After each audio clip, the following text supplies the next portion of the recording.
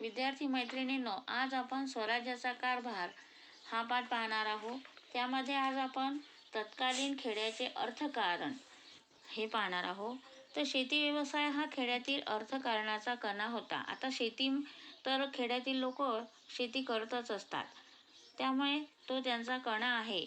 आणि खेड्यात शेतकऱ्याला शेती व्यवसायाला पूरक असे व्यवसाय चालत गावातील कारागीर वस्तूचे उत्पादन करत. आता शेतीला काहीतरी जोड व्यवसाय म्हणून त्या खेड्यातील लोक काय करतात की काही व्यवसाय करतात आणि त्यातून ते कारागीर उत्पादन काढतात. ते स्थानिक लोकांच्या गरजा भागवत आणि त्या ठिकाणी राहणारे जे लोक आहे त्या भागामध्ये त्या लोकांना त्या उत्पादनाचा फायदा होत होता. या अर्थाने खेडे स्वयंपूर्ण होते.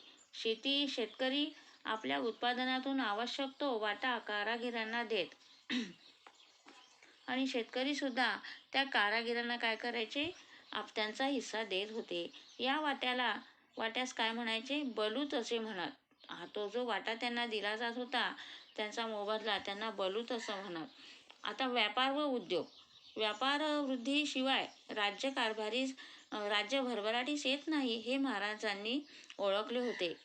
आता नुसतं शेतीवर अवलंबून होत नाही, तर आपल्या म्हणजे आपलं जे राज्य आहे ते भरभराटीला आलं पाहिजे असं शिवाजी महाराजांनी ओळखलं. आणि म्हणून आणि व्यापारामुळे नवीन नवीन व गरजेच्या वस्तू राज्यात येतात.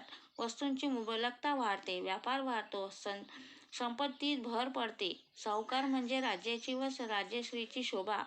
हे आज्ञापत्रातील वर्णन महाराजांचा व्यापाराकडे पाहण्याचा नेमका दृष्टिकोन स्पष्ट करणारे आहे. सावकार या शब्दाचा व्यापारी असा अर्थ होतो. आणि महाराजांनी ओळखलं की आपलं राज्य भरभराटीला येण्यासाठी आता काय केलं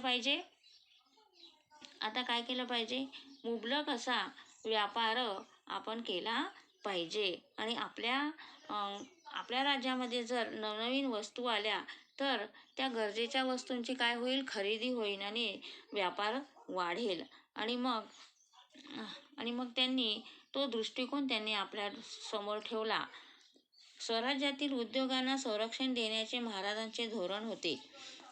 आणि आपल्या स्वराज्यामध्ये जे काही उद्योग आहे त्यांना संरक्षण मिळालं पाहिजे असं त्यांचं धोरण होतं. त्यांचे उत्तम उदाहरण म्हणजे मिठाचा उद्योग होय. त्यांनी कोकणातील मीठ उद्योग जो होता त्याला संरक्षण दिले. त्यावेळी पोर्तुगीजांच्या ताब्यातील प्रदेशातून स्वराज्यात मिठाची आयात मोठ्या प्रमाणात होत असे. त्यामुळे कोकणातील स्थानिक मिठाच्या विक्रीवर प्रतिकूल परिणाम होतो. हे ध्यानात घेऊन महाराजांनी पोर्तुगीजांच्या प्रदेशातून स्वराज्यात येणाऱ्या मिठावर मोठी जकात बसवली. पोर्तुगीजांकडून येणारे मीठ महाग होऊन त्याच्या आयातीत घट व्हावी आणि स्थानिक मिठाची विक्री वाढावी हा त्यामागचा हेतू होता. लष्करी व्यवस्था. महाराजांच्या लष्कराची विभागणी 2 भागांमध्ये होती. एक पायदळ आणि दुसरे घोडदळ. पायदळात हवालदार, जुमलेदार असे अधिकारी असत. आता पायदळाच्या प्रमुखास सरनोबत म्हणत.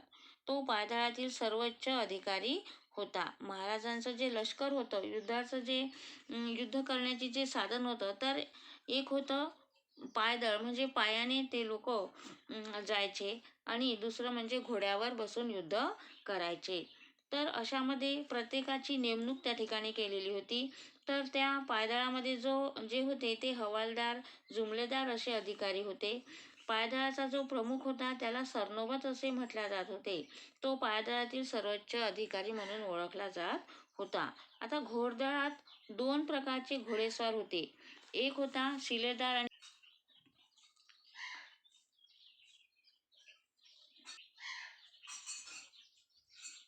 शिलेदार आणि दुसरा होता बारगीर.